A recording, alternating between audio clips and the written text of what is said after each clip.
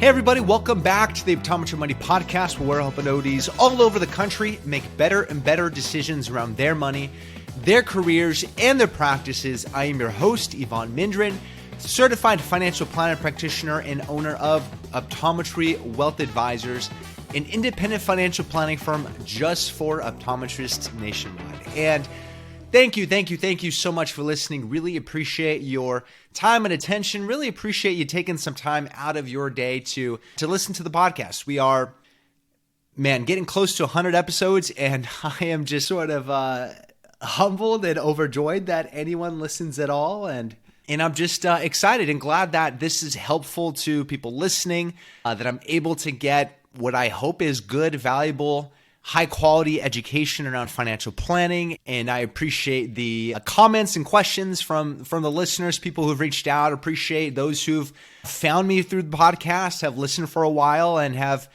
given me the honor of serving your family for financial planning services. So appreciate all of you for listening. And on today's episode, I want to dive into health savings account, HSAs. And this is one of the still probably underutilized financial planning tools, but hopefully as you'll learn going through the episode, it's a really awesome planning tool with a lot of unique tax benefits, a lot of unique nuances too to keep in mind, but it's something you should be paying attention to and considering if you are eligible. So in today's episode, I want to dive into what HSAs are, how they're used, who qualifies to contribute to an HSA, how to use it appropriately, what the benefits are of contributing. We'll talk about what the contribution maximums are, what the limits are per year, and we'll talk about some special nuances and considerations to keep in mind, and we'll wrap up with fun planning ideas around HSAs. So with all that, let's go ahead and dive in. So let's start with, what are health savings accounts? What are HSAs? Well, HSAs are a tax-exempt account that allow you to pay or reimburse certain qualified medical expenses that you incur that aren't covered by your health insurance. And what are those qualified medical expenses? Well, you're going to find a full list and description in IRS Publication 502, and I'll throw some links in the show notes for you to take a look at. And this IRS publication describes the medical expenses you'd be able to deduct as an itemized deduction on your tax return. So it goes through describing what those are, and it gives you a pretty extensive list and sort of summary of all the different categories of expenses and things you can't deduct. And the way that describes it is that qualified expenses are costs of diagnosis, cure, mitigation, treatment, or prevention of disease, and for the purpose of affecting any part or function of the body. All right, pretty broad. These expenses include payments for legal, medical services rendered by physicians, surgeons, dentists, and other medical practitioners. They include the cost of equipment, supplies, and diagnostic devices needed for these purposes. So not only the cost of services, not only medications, but also the different equipment and supplies needed for that. Medical care expenses must be primarily to alleviate or prevent a physical and mental disability or illness, but unfortunately, they don't include expenses that are merely beneficial to general health, such as vitamins or vacations. Unfortunately, that vacation to lower stress and to relax is not going to be a part of that as well.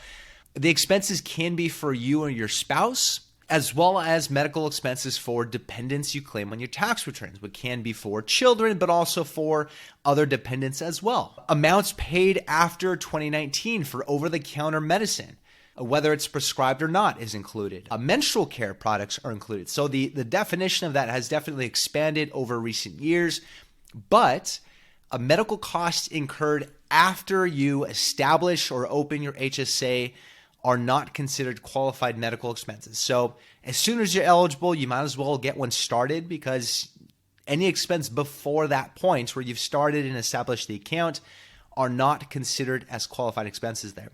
Also, insurance premiums generally are not considered qualified medical expenses unless the premiums are for specifically a long-term care insurance up to certain limits based on your age, healthcare continuation coverage like COBRA. So if you are getting close to retirement, for example, and you need to cover that gap between when you retire and age 65, you can potentially use these HSA dollars for those COBRA premiums. coverage while receiving unemployment insurance under federal or state law, Medicare and other health coverage if you are 65 or older, but not including supplemental policies like Medigap. You also can't use the account to pay for expenses you claimed as an itemized deduction and vice versa. So there's no double dipping there. If you got an itemized deduction for medical expenses, you can't also withdraw from an HSA in order to cover those.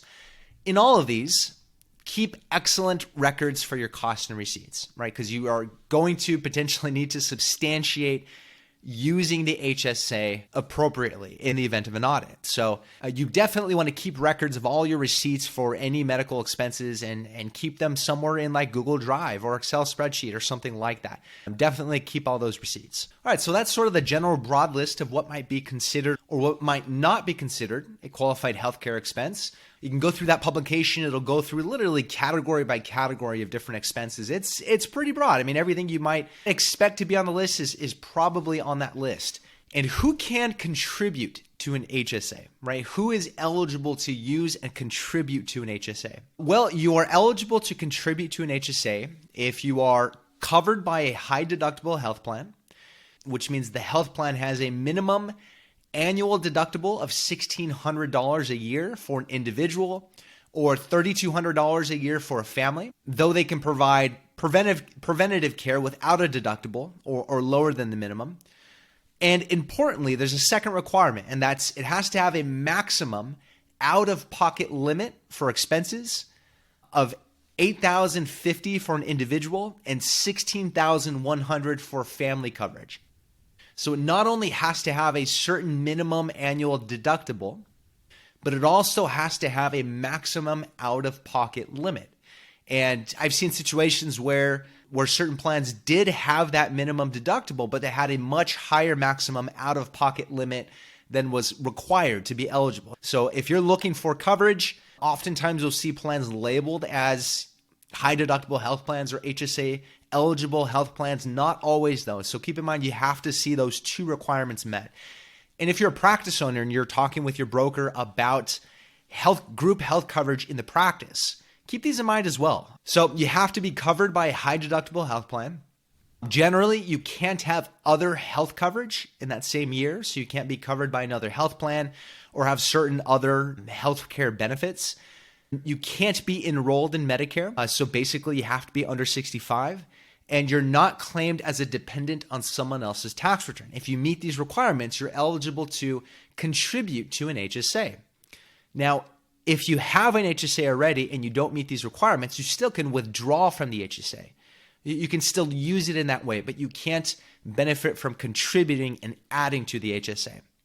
So what are the benefits of using a health savings account? Well, there's actually quite a bit. For federal taxes, you actually get a tax deduction for your contributions to HSA accounts. You're not going to pay income tax on those dollars you're contributing. If done through a cafeteria plan, through your payroll, so if you're an employed optometrist and you're choosing to have your HSA contributions withheld through payroll, and your employer will send those off to the HSA provider, those contributions not only aren't subject to income taxes, but they aren't subject to FICA taxes either. So it will save you those Social Security and Medicare taxes. Your employer can contribute, and if your employer contributes, it doesn't add to your gross income. So their contributions are tax-free as well.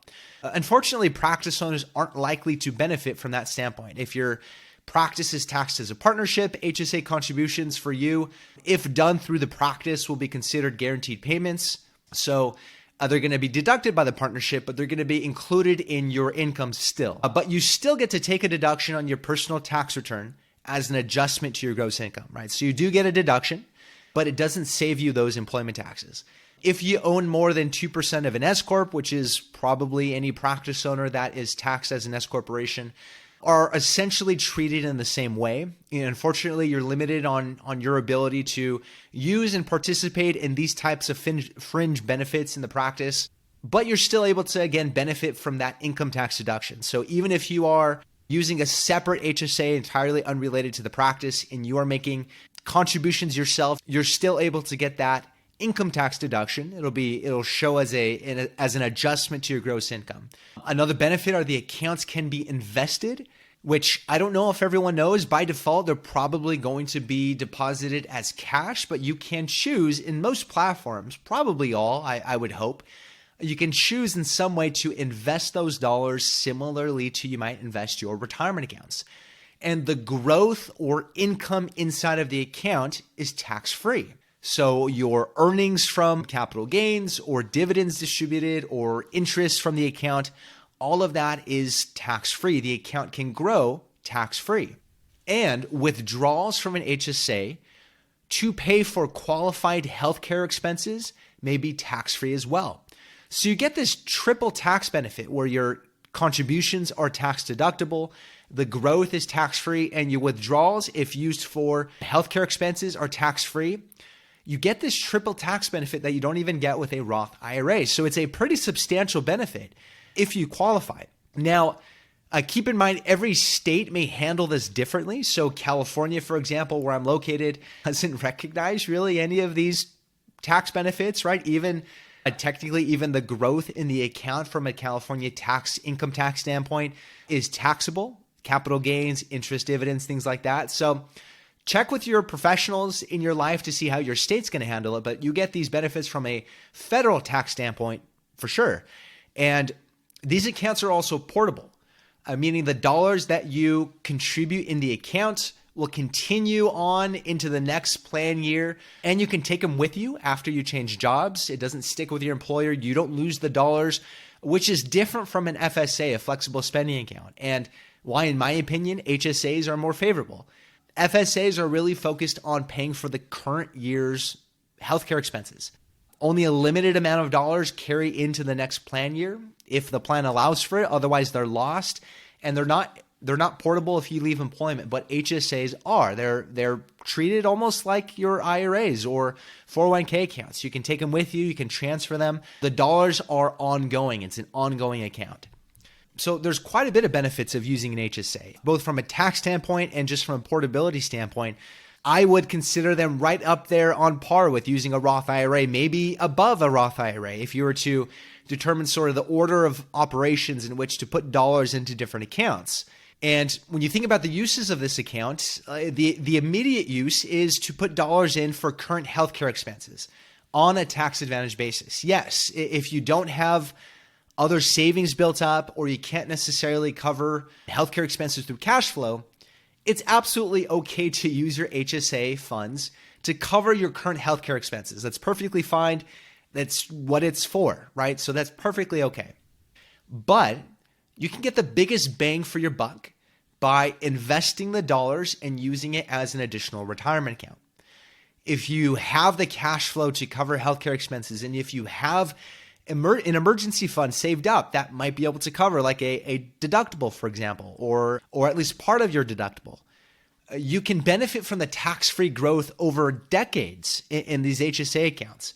And it's all but guaranteed you're going to have healthcare expenses in retirement. In fact, Fidelity, in their retiree healthcare cost estimate, which I'll throw into the show notes, Fidelity estimates that a 65-year-old retiring this year, I think this was actually 2023, so last year, can expect to spend an average of $157,500 in healthcare and medical expenses throughout retirement. I don't believe that's even including long-term care costs, and a couple might double that for 2 lifetimes. So there's certainly going to be opportunities to use the account in retirement, even for Medicare premiums after age 65. So really one of the biggest benefits is if you're able to, and you choose to, invest these dollars in the HSA over the decades of your working career and use it as an additional retirement account. And when you think about health insurance decisions, this isn't necessarily a podcast about choosing healthcare plans, but you should make health insurance decisions based on the needs of your family. Reviewing your expected medical expenses, your available cash or your income to cover deductibles, and the out-of-pocket expenses you might expect, and look at the plans available to you. And you need to make a decision based on all those different factors. But high-deductible health plans, for those with limited healthcare expenses who are reasonably healthy, is a great option for catastrophic coverage. It's sort of insurance in the truest sense of the word. It's going to cover your large, really large, unexpected healthcare costs that you wouldn't be able to necessarily cover out of pocket. And these plans, even with a higher deductible, even with a higher out-of-pocket maximum, can often be the better mathematical choice when you look at the lower premiums for these plans and the tax deduction for HSA contributions. I would even add, even if you're expecting a single high-cost event, the birth of a child is a perfect example. It can actually still make sense. So my wife and I, when we were having our children, we took a look at our plans available to us, and it still made sense, even with the expected high cost of all of the doctor visits before and all the hospital costs of the birth itself. Even with those high costs coming up, it still made sense to go on the high deductible health plan because you're able to shoot through that deductible so quickly. And depending on how much your plan's going to cover after that deductible is covered, you may have all of your costs, 100% of your costs covered once that deductible is met. And so as long as you have the ability to build up funds in order to cover those deductible expenses, like that can still make sense. So take a look at the math and see if a high deductible health plan can work for you. And if it does, you get the benefit. If you have the cash flow, assuming you have the cash flow, you get the benefit of using these health savings accounts. Hey, everybody. Just wanted to say thank you for listening to the podcast. If you've enjoyed the podcast, it would be so helpful if you can leave a review at Apple Podcasts or wherever you listen to podcasts. It gets the word out to other ODs that may benefit, and it helps me to learn how to make it a more and more valuable resource for you. Again, thank you for listening, and back to the episode. And what are the limits to put dollars into the HSA accounts in 2024? Remember, it changes every year.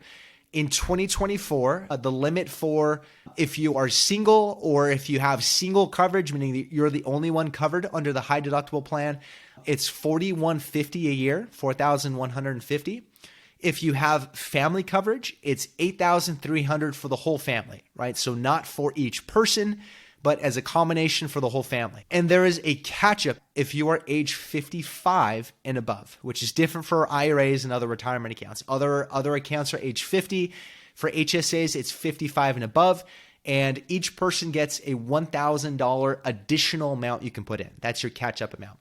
And keep in mind for those, you have to have separate HSAs, right? Each spouse has to have their own HSA to put that $1,000 catch-up in. There's no such thing as a family or joint HSA. And there are no income limits to contribute, which is different from the Roth IRA, and you don't need to have earned income. All you have to do is meet the qualifications.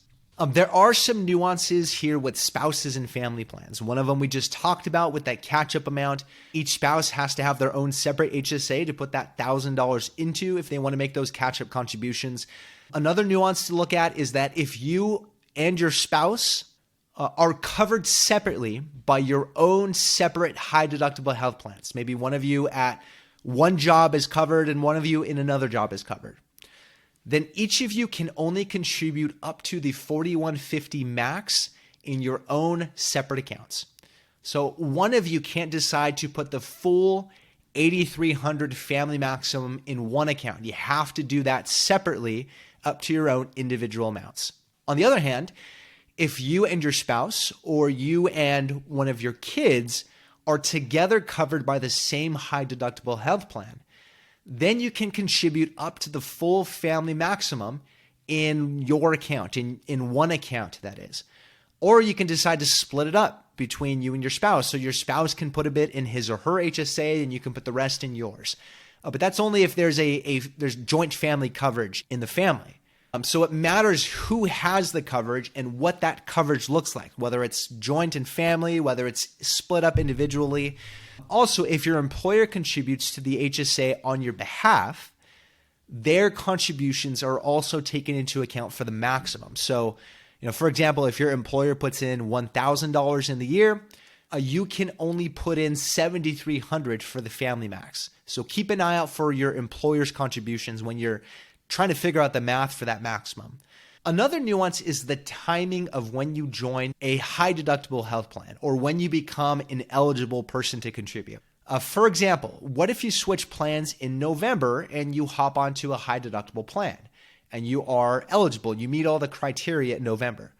Can you make the max contribution for that whole year? It depends. So there is a last month rule, which says that you're eligible for the entire year to make the entire year's maximum contribution if you're on a high deductible health plan and meet the criteria as of December 1st. So as of the first day of the last month of your tax year. And you have to remain on that high deductible plan for the next 12 months, which is important. If you switch plans during this testing window, you have to pay income taxes and a 10% penalty on the extra contribution you made. Otherwise, if you don't meet this last month rule, it's a pro rata amount of the maximum based on how many months you were covered and eligible on a high deductible health plan. One last nuance to keep in mind is coordination with other health benefits. We talked about you can't generally have any other healthcare coverage. So if you are covered by a high deductible health plan and you also have access to a healthcare FSA, flexible spending account or arrangement, or an HRA, a healthcare reimbursement account that pays or reimburses qualified medical expenses, then you can't generally contribute to an HSA. QSARAs are popular ways to provide healthcare benefits to employees in small businesses like private practices. So if you are offering one, or if you're an employee that is receiving one or receiving a benefit from it, keep in mind that it may very well make you ineligible to contribute to an HSA, even if you otherwise meet the criteria. There are certain exemptions. So if the FSA or the HRA meets certain criteria, you can still contribute to an HSA. Mostly it needs to be a limited purpose type of those plans, or only provide a benefit after you've met the deductible. So there are special coordination rules that you need to keep in mind when you or your spouse are eligible for an FSA or an HRA. You have to keep those in mind as well. The deadline for contributions is your April tax filing deadline, similar to IRAs, which for the 2023 tax year is April 15th, 2024. So these are one of the things at this point. This is one of the tax planning levers that you can still pull after the New Year's for 2023 before the tax filing deadline. And you'll see your contributions reported, whether it's through payroll, whether it's your employer contribution, or whether you made it separately on Form 8889 in your tax return. So those are all of the benefits, criterias, contribution limits, deadlines. So let's talk now about a few planning considerations and ideas for health savings accounts. Firstly, from an estate planning standpoint, these accounts are meant to be spent in your lifetime. They are not very efficient ways to pass down wealth to your heirs. At your death, if your spouse is the beneficiary, then your spouse can treat the HSA as his or her own. So the tax benefits sort of continue on. They just take it as if it's their own HSA, which is great. It's fine. But if anyone but your spouse is the beneficiary and inherits it, it stops being an HSA, and the full amount is taxable to the beneficiary in the year of your death. So that's not favorable, even compared to traditional IRAs under the recent rules. At least under a traditional IRA, they would still, in many cases, have 10 years in order to empty the accounts. If they're minors inheriting, they have up until the age of majority to withdraw a smaller amount, and then they have 10 years. So compared to other types of accounts, these are not the most favorable ways to pass on wealth to your heirs. Though, an interesting note is that you can use HSA accounts to pay for the deceased's healthcare expense within 1 year after the date of death. So any of the healthcare expenses that were incurred towards the end of life, you can actually take dollars from that HSA to pay for those within a year of death. So for surviving family members or heirs or those that are involved in the estate plan and trying to decide which dollars to use for those expenses, keep that in mind. Secondly, as mentioned earlier, the biggest bang is when you're able to invest the dollars over your career. And not all platforms or providers are created equal. Fidelity and Lively are good examples of good options to consider, although there are many others. Some make it quite easy to invest the cash at a low cost or low administrative expense. Others require you to open up a brokerage account inside the HSA and move cash over. So sometimes there's extra steps. Some of them will require a certain amount of it to remain in cash. So just review your platform, review your administrative expenses, review whether it's a clunky platform to use or easy to use. But it does take action to invest. You need to choose to invest it and take steps to do that. And remember, these accounts are portable, and you're not required to use a plan that's provided by your employer. Although, obviously, if you are getting the benefit of taking it out of payroll, if you're an employee, you want to do that. But you can open up another HSA at some other provider and contribute to that if it's a more favorable provider. You can even transfer dollars out of your employer's plan into the one of your choosing. So, there's one maximum, but you can have other HSA accounts that are either lower cost or provide better access to investment options. And if invested, assuming you are considering these dollars as long-term retirement dollars, it's now a part of your long-term portfolio as a whole, along with all of the other investment accounts going towards that goal, your 401k, IRAs, taxable investment accounts. So you can look at all of them together as a whole and decide which type of investments or funds, which categories of investments make the most sense for the HSA versus the other accounts.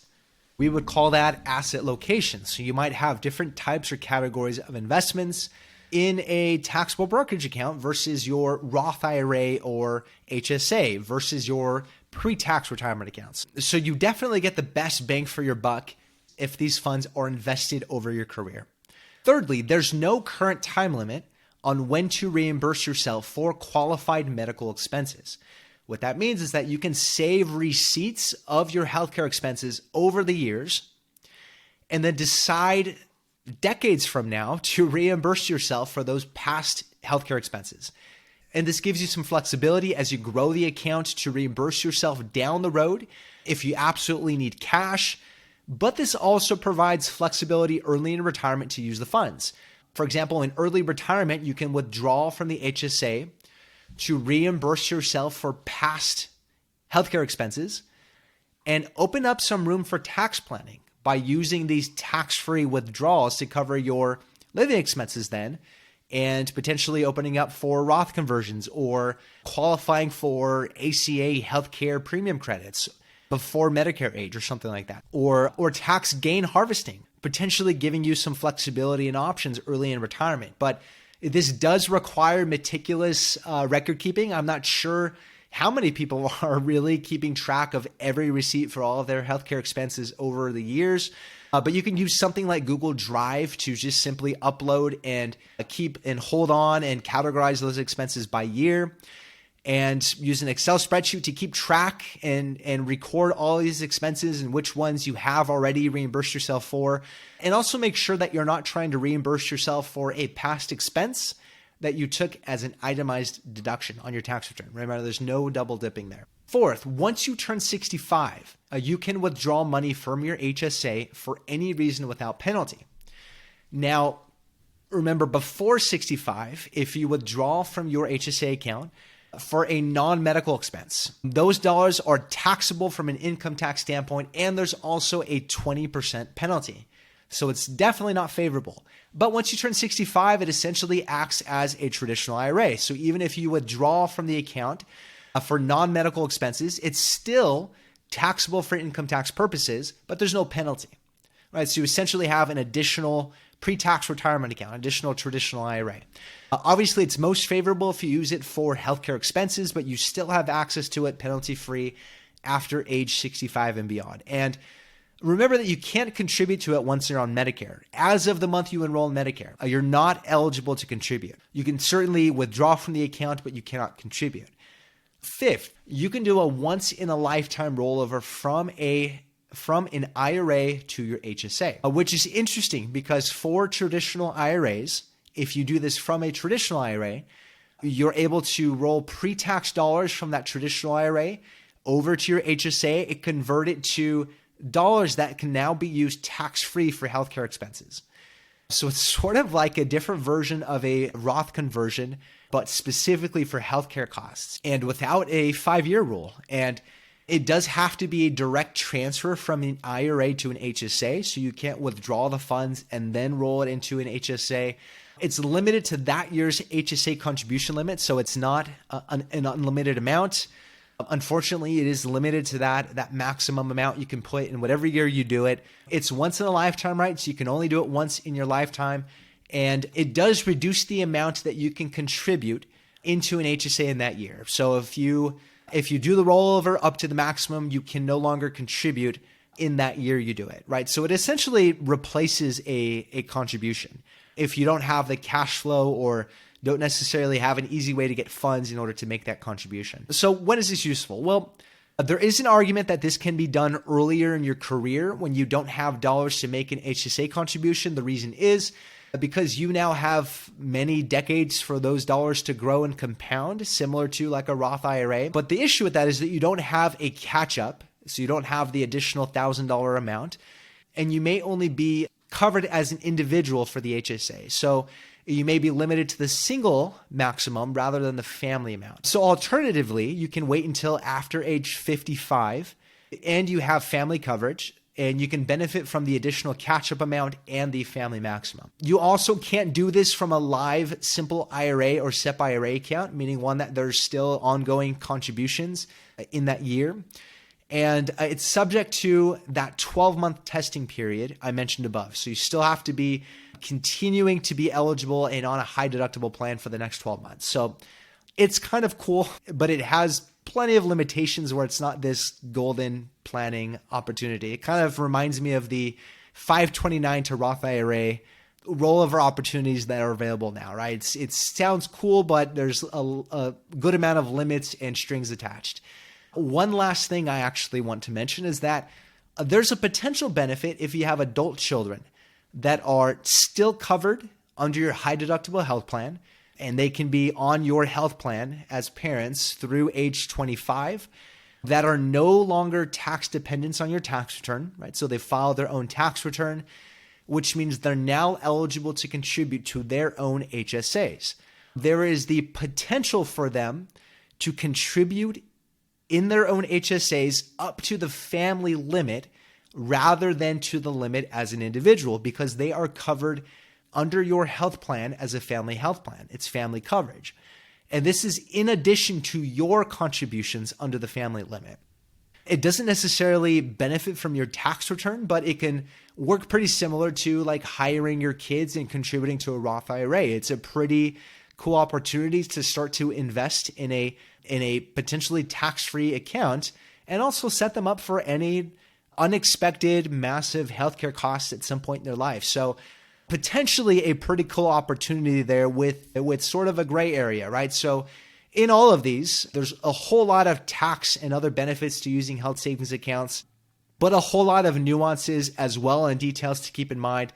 So hopefully this episode was helpful to sort of open your eyes to what's possible with these HSAs, assuming you're eligible and on a high deductible plan. But please keep in touch with your own financial planners, your own advisors, and tax professionals, and make sure that you're doing things according to the rules. If you have any questions at all on this podcast or on ideas on future episodes, you can reach out to podcast@optometrywealth.com.